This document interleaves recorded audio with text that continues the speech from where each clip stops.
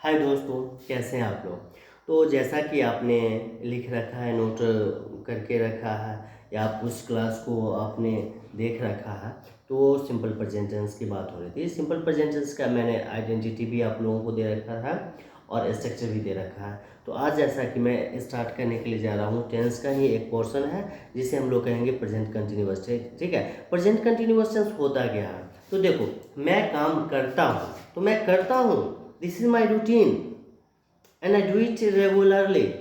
मैं इसे हमेशा करता हूँ, रेगुलरली करता हूँ, it is my routines. I do it now, I will do it tomorrow, and I did it yesterday. तो देखो यहाँ पे क्या है, वर्ब के अनुसार हमारा टाइम चेंज हो रहा है। डू है present and I will do that is future and I did it that shows the action of work which completed in past. Now here action will tell you the tense. Now तो यहाँ पे जो हम लोग action करेंगे वो हमारे tense को डिफाइन करेगा। तो अब यहाँ पे देख रहे हैं कि जैसे प्रेजेंट कंटिन्यूअस की बात आ रही है, तो पिछले क्लास में मैं सिंपल प्रेजेंट टेंस दे रखा था और आज दे रहा हूँ present continuous tense.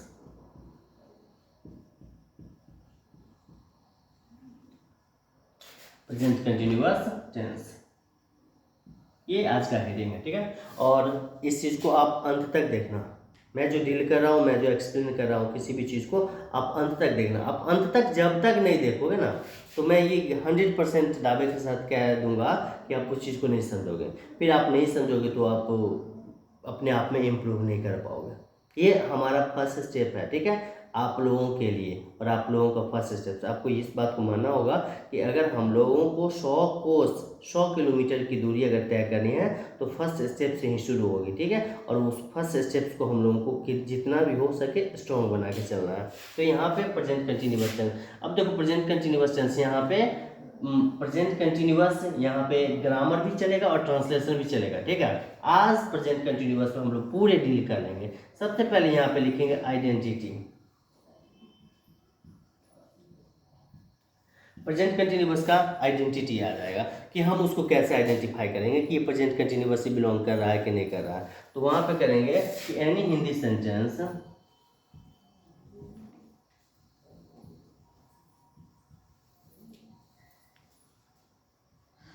ends with रहा है, रही है,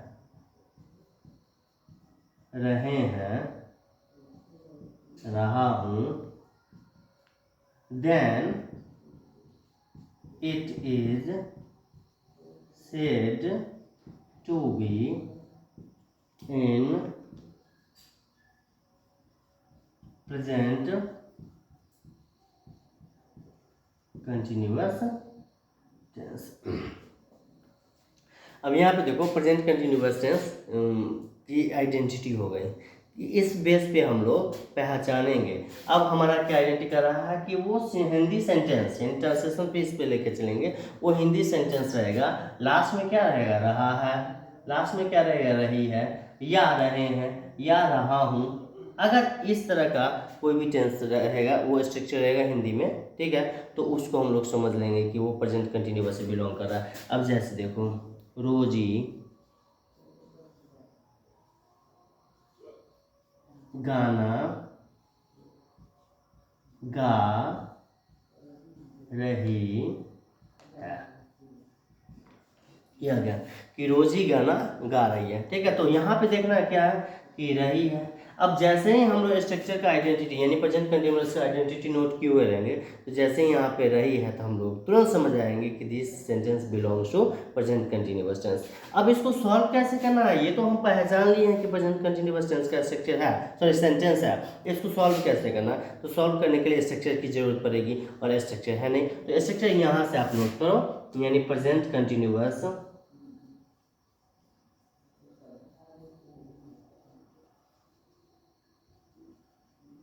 subject plus is are am plus V4 plus object. ठीक है, इस स्ट्रक्चर को हम लोग यूज करेंगे फॉलो करेंगे, यानी subject plus is are am plus V four plus object को। अब देखना कि इस स्ट्रक्चर्स पे ये हमारा ट्रांसलेशन जो है, ये हमारा सेंटेंस डील हो पा रहा है कि नहीं हो पा रहा है। यहाँ पे आइडेंटिफाई करना है, this is subject, this is object and this is verb. ठीक है, तो यहाँ पे क्या हो गया कि object, subject, object and verb, ये तीन चीज आ रहा है। तो हमारा सब्जेक्ट पहले चुनना है, तो सब्जेक्ट क्या है, यहाँ से सब्जेक्ट लेना है, तो सब्जेक्ट है रोजी। ठीक है, अब देखना है कि रोजी के साथ इज लगेगा कि आर लगेगा कि एम लगेगा। तो यहाँ पे रोजी सिंगुलर नंबर है, तो सिंगुलर नंबर है तो इसके साथ इज लग जाएगा। ठीक है, इज। अब यहाँ पे क्या मांग रहा है, सब्जेक्ट हो गया, इज आर में से कोई एक लेना है, तो यहाँ पे इज ले रखा है मैंने। अब यहाँ पे V4 मांग रहा है, तो सब्जेक्ट यहाँ पे यानी एक्शन क्या हो रहा है, गाने का हो रहा है, तो उसको इंग्लिश में हम लोग क्या कहेंगे, सिंग कहेंगे। और सिंग का V4 क्या हो जाएगा, सिंगिंग हो जाएगा, SINGING, सिंगिंग।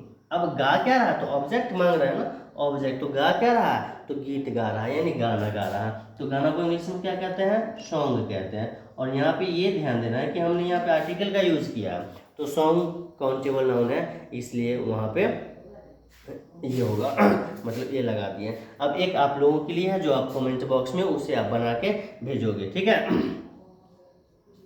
अमन आम बेच रहा है, अमन आम बेच रहा है, तो ये टेंस भी इसी से बिलोंग कर रहा है, प्रेजेंट कंटिन्यूअस से ये सेंटेंस बिलोंग कर रहा है। और आप इसे सॉल्व करके कमेंट बॉक्स में मुझे आप सेंड करें, मैं यहाँ से रिएक्शंस दूंगा कि ये सही है कि गलत है। चलो फिर मैं आज इतना ही मैं रखा हूँ, और फिर नेक्स्ट डे इसी पे हम लोग प्रेजेंट कंटिन्यूअस टेंस का ही, ये अफर्मेटिव है। ठीक है, इसको आप पहले रखो कि ये अफर्मेटिव टेंस को फॉलो कर, अफर्मेटिव सेंटेंस को फॉलो कर। ठीक है, अफर्मेटिव सेंटेंस को फॉलो कर रहा है। फिर मैं इसको डील करूँगा निगेटिव पे, इंट्रोगेटिव पे, इंट्रोगेटिव निगेटिव पे। इंट्रोगेटिव को फॉर्म आउट करेंगे, दो इंट्रोगेटिव फॉर्म हो जाएगा, एक हो जाएगा क्लोज इंट्रोगेटिव और एक हो गया ओपन। यानी क्लोज को हम लोग येस नो में आंसर करेंगे, और WH जो रहेगा उसको बोल के आंसर करेंगे। ठीक है, तो फिर हम लोग नेक्स्ट क्लास में मिलते हैं, और आप इसको नोट करें और अंत तक आप इसे सुने कि मैं क्या एक्सप्लेन कर रहा हूँ। ठीक है, और आप इसको मैं यहाँ पे एक सेटअप बना रहा हूँ, उस पर ट्रांसलेशन जो मैं पढ़ा रहा हूँ उसको नोट करके मैं वहाँ पे दूंगा, आपको वहाँ पे नोट करना, वहाँ से डील करना। फिर जो भी समस्या होगी आप कमेंट बॉक्स में डालना, मैं उस समस्याओं को दूर कर दूँगा। ठीक है, फिर हम लोग नेक्स्ट क्लास में मिलते हैं। चलो, ओके, बाय।